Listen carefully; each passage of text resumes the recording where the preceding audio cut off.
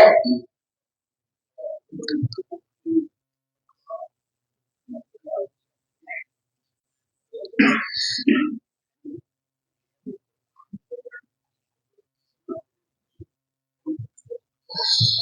اللہ الرحمن الرحیم۔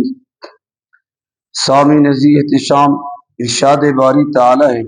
آیت نمبر 121 سورہ توبہ۔ وَلَا يُنْفِقُونَ نَفَقَةً صَغِيرَةً وَلَا كَبِيرَةً، نہیں وہ خرچ کرتے تھوڑا خرچ کرنا اور یا بہت زیادہ خرچ کرنا۔ وَلَا يَقْطَعُونَ وَادِيًا، اور نہیں وہ کوئی وادی سفر کی طے کرتے۔ مجاہدین فی سبیل اللہ کا ذکر ہو رہا ہے، جو اللہ کی راہ میں جہاد کرتے ہیں، اپنا مال خرچ کرتے ہیں تھوڑا یا زیادہ، یا کوئی وادی طے کرتے ہیں سفر۔ فرمایا الا کتب لہم، ہر ایک عمل کے بدلے ان کے لیے اجر و ثواب لکھ دیا جاتا ہے، قدم قدم کے بدلے انہیں نیکیاں۔ کل حدیث پاک بیان میں حضرت انس بن مالک رضی اللہ تعالی عنہ سے روایت کہ نبی کریم علیہ السلام نے ارشاد فرمایا کہ مجاہد آدمی کا جہاد فی سبیل اللہ کے لیے صبح جانا یا شام کو جانا، یہ دنیا و ما فیہا سے بہتر ہے۔ یعنی دنیا کے اندر جو کچھ بھی دولت مال و زر ہے اس کا خرچ کرنا ایک طرف، اور مجاہد فی سبیل اللہ جو اللہ کی راہ میں جہاد کرتا ہے، الہ کلمت الحق، کلمہ حق بلند کرتا ہے، اس کا شب و روز کا عمل دنیا و ما فیہا کے اندر جتنی بھی دولت انعامات ہیں خرچ کرنے سے بہتر اور افضل اور اعلیٰ ہے۔ تو اس آیت مبارکہ کے اندر جس طرح نمازی مسجد میں نماز پڑھنے آتا ہے تو اسے قدم قدم کے بدلے نیکیاں، گناہ بھی مٹا دیا جاتا ہے، درجے بلند کر دیے جاتے ہیں۔ جہاد فی سبیل اللہ کی طرف اٹھنے والے ہر قدم کے بدلے اللہ رب العزت اجر و ثواب لکھ دیا جاتا ہے اس بندے کے لیے، اور اللہ تعالیٰ اس انعام عطا فرماتا ہے۔ لیجزیہم اللہ احسن ما کانوا یعملون، تاکہ اللہ تعالیٰ انہیں بہترین اجر و ثواب اور صلہ عطا فرمائے جو وہ اعمال کرتے رہے۔ ہر عمل کی جزا اللہ تعالیٰ سے ملنی ہے، نیک عمل کی جزا اور اس کا بدل اللہ کے ہاں وہ بہترین ہوگا، اور جو بدعمالی ہیں تو اس کی سزا اور عذاب وہ اللہ رب العزت اسے عطا کرے گا۔ اس لیے فرمایا رب العالمین کسی کی نیکی کو ضائع نہیں فرماتا۔ جو بندہ رضائے الہی کے لیے نیک عمل کرتا ہے اللہ تبارک و تعالیٰ کی بارگاہ سے اجر و ثواب پاتا ہے، تب تک جب تک ریاکاری اس کے ساتھ نہ ملے۔ اور ریاکار عمل کے بارے میں وہ ایک مفصل حدیث پاک ہے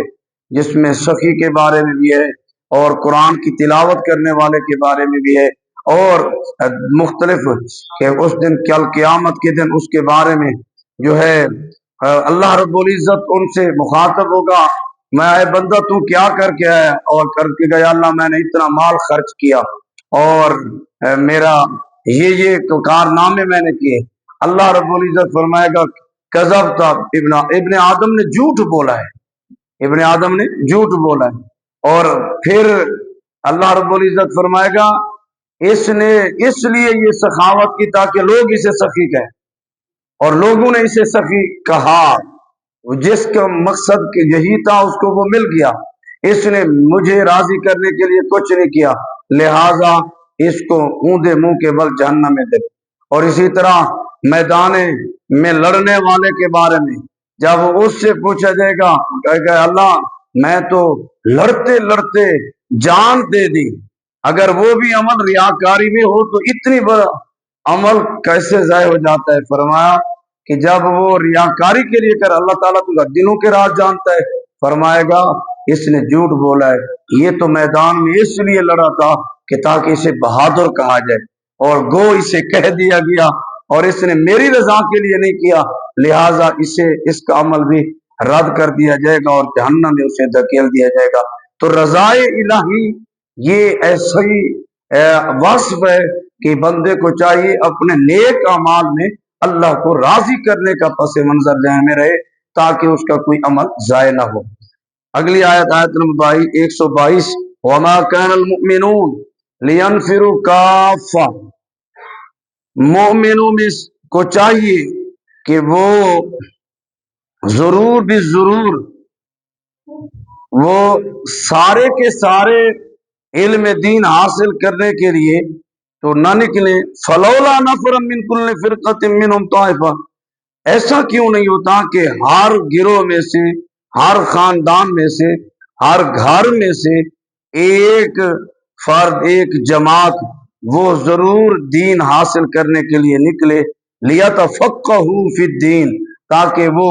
دین کو فقاہت اور سمجھ بوجھ حاصل کریں، وَلِيُنذِرُوا قَوْمَهُمْ، اور وہ پھر دین سیکھ کر اپنے احباب کو، متعلقہ لوگوں کو دین، اللہ کے احکامات، فرائض کی بجاوری سے انہیں اللہ کا عذاب کا ڈر سنائیں، اذا رجعوا الیہم، جب ان کی طرف واپس پلٹیں، لعلہم یحذرون، شاید کہ وہ اپنی آخرت سنواریں اور اللہ تبارک و تعالیٰ سے ڈرے۔ یہ آیت مبارکہ علم دین کے حصول کی فضیلت کے متعلق ہے۔ یاد رکھیے گا، علم دین سیکھنا فرض ہے ہر عاقل بالغ مسلمان مرد اور عورت پر۔ علم دین سیکھنا کیا ہے؟ فرض ہے۔ امام شافعی علیہ الرحمہ آپ فرماتے ہیں کہ علم دین، شریعت کے مسائل سیکھنا نفل نماز سے ہزارہا گنا افضل ہے۔ تسبیحات اور نفلی یہ اس کی منفرد عبادت ہے اور اس کو ذاتی فائدہ ہوگا، لیکن علم دین حاصل کرنے کے اس کو کیا فوائد ہوں گے؟ اس کی عبادات درست ہوگی۔ کتنے ہی لوگ ہیں مسائل شریعت سے نا واقف ہونے کی وجہ سے وضو، طہارت، نماز کی شرائط، واجبات انہیں یاد نہیں ہے۔ اب وہ نماز، وضو وغیرہ بظاہر جس طرح انہوں نے سمجھا کر لیا، وہ سمجھ رہے ہوتے ہیں ہم نماز ادا کر رہے ہیں، حقیقت میں جب وہ شرائط ہی پورے نہ ہوئے، وہ فرائض ہی پورے نہ ہوئے جو رب نے تقاضا فرمائے کہ ان فرائض اور شرائط کے ساتھ نماز ادا کی جائے، تو اس کی وہ نماز قابل قبول نہیں۔ اب عالم دین مسئلہ بیان کرے گا کہ یہ ضروری ہے، وہ یہ نہیں کہہ رہا کہ قبول میں نے کرنے ہیں تو آپ کا میں فیصلہ کر رہا ہوں کہ آپ کی عبادت قبول۔ رب نے قرآن میں احکامات بیان فرمائے، رسول کریم صلی اللہ علیہ وسلم نے احکامات بیان فرمائے، تو اب ان کو آگے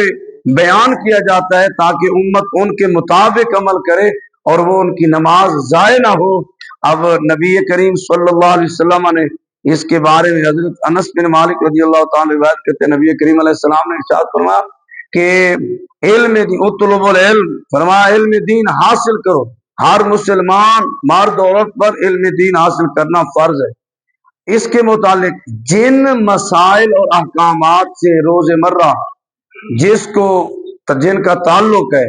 ان کا علم حاصل کرنا فرض ہے۔ مثلا بندہ جب عاقل بالغ ہوتا ہے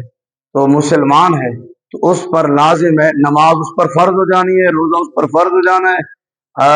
زکوٰۃ اس پر فرض، ان چیزوں کے وہ مسائل، نماز روزے کے مسائل فوراً سیکھنا اس پر فرض عین ہے۔ اور پھر اس کے بعد جیسے ہی وہ مالدار بنے گا زکوٰۃ کے مسائل سیکھنا پر، پھر اگر وہ تاجر بنے گا تو اس کو تجارت کے مسائل سیکھنا ضروری ہو جائیں گے، اور پھر اسی طرح اگر وہ حج کی صاحب استطاعت ہے تو پھر اس کو حج کے مسائل سیکھنا فرض ہو جائیں گے۔ وہ یہ نہیں کہے گا کہ ساری زندگی مسائل کے قریب نہیں گیا، آخر میں جناب حج کے لیے پیسے ملے اور گیا اور کہا نہ مناسک پورے کیے جو تقاضے تھے جن جن مقامات پر جانے کے، بلکہ امید یہ لگائے رکھا اللہ قبول کرنے والا، اتنا سفر کر کے ہوں جیسے بھی کر جاؤں گا اللہ قبول کر لے گا۔ نہیں، اللہ رب العزت نے رہنمائی فرمائی ہے اور رسول کریم صلی اللہ علیہ وسلم نے حج کا طریقہ بیان فرمایا ہے، اور اب آپ کے اس طریقے کے مطابق کرنے سے ہی حج ہونا ہے۔ اگر تم نے وہ طریقہ ہی نہیں اپنایا، کوئی رکن چھوٹ گیا، کوئی واجب چھوٹ گیا، پھر یہ امید لگانا کہ اللہ قبول کرے گا، اللہ رب العزت کی بارگاہ میں امید قبولیت کی اس وقت کی جائے جب اس کے تمام تقاضے پورے کر کے، طہارت کے، ضرور مسائل کے، پھر جب آپ اللہ کی بارگاہ میں سجدہ ریز ہو کر عبادت کریں تو پھر یقین کریں، پھر امید نہیں کہ اب اللہ رب العزت میری ان سجدوں کو عبادتوں کو قبول و منظور فرما لے گا۔ اور آخر میں حدیث پاک نبی کریم صاحب الاولاد امام الانبیاء علیہ السلام نے ارشاد فرمایا جو شخص طلب علم کے لیے نکلتا ہے اللہ رب العزت اس کے لیے جنت کے دروازے کھول دیتا ہے۔ علم دین کے اصول اسی لیے کہا جاتا ہے جب آپ نماز فجر کے لیے آتے ہیں، آپ کو پتہ ہے درس قرآن ہوتا ہے، آپ اگر ساتھ نماز پڑھنے کی نیت کے ساتھ ساتھ علم دین حاصل کرنے کے ارادے سے آئیں گے تو آپ کو نماز کا بھی اجر و ثواب ملے گا، اور علم دین حاصل کرنے والے جو فضائل اور نبی کریم علیہ السلام نے کمالات بیان فرمائے، اور طلب علم کے دورانیہ میں فرمایا گیا کہ مچھلیاں سمندر میں رہتے ہوئے بھی علم دین حاصل کرنے والے طالب علم کے لیے دعائے مغفرت کر رہی ہوتی ہیں۔ تو جب علم دین حاصل کرنے والے کے لیے یہ شان ہے تو عالم دین کی کتنا شان ہوگی۔ حضور نبی کریم علیہ السلام نے ارشاد فرمایا فقیہ واحد، ایک فقیہ عالم ربانی شرعی مسائل پر دسترس امور حاصل کرنے والا عالم بعمل، فرمایا وہ شیطان پر 1000 عبادت گزاروں سے زیادہ باری ہے۔ یہ حدیث پاک باہر بھی اس میں لکھی ہوئی ہے، یہ حدیث پاک ہے۔ اس کا مطلب اور معنی کیا ہے آسان لفظوں میں، کیونکہ عبادت گزار محض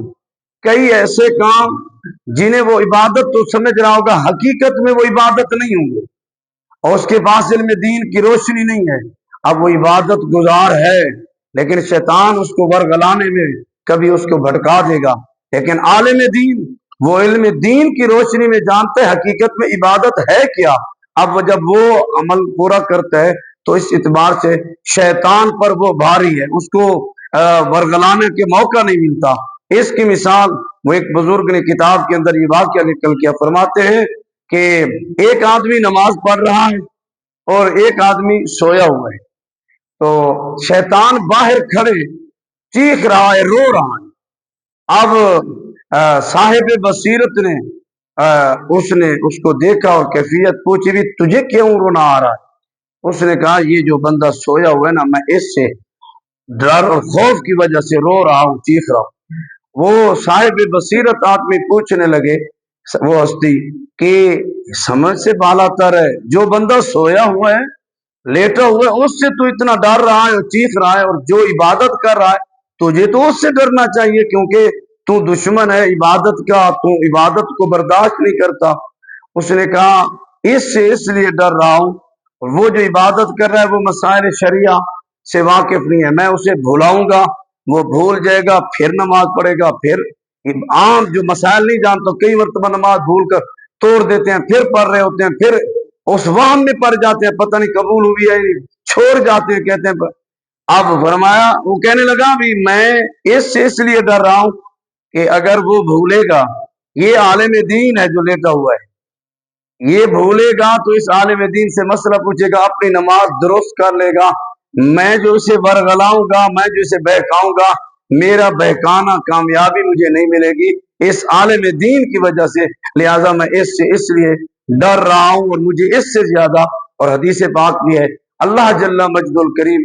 نبی کریم علیہ السلام کے توسل سے ہم سب کو علم دین کی برکات نصیب فرمائے۔ ضروریات دین کا علم سیکھنا ہر مسلمان مرد عورت پر فرض ہے۔ انشاءاللہ العزیز اب یہ سلسلہ درس کا جو ہے چند دن عید کے معاملات، پھر اس کے بعد سلسلہ جاری رہے گا۔ اللہ تعالی ہم سب کا حامی ہو، ناصر ہو، اور پھر اسی طرح ہر جو ہے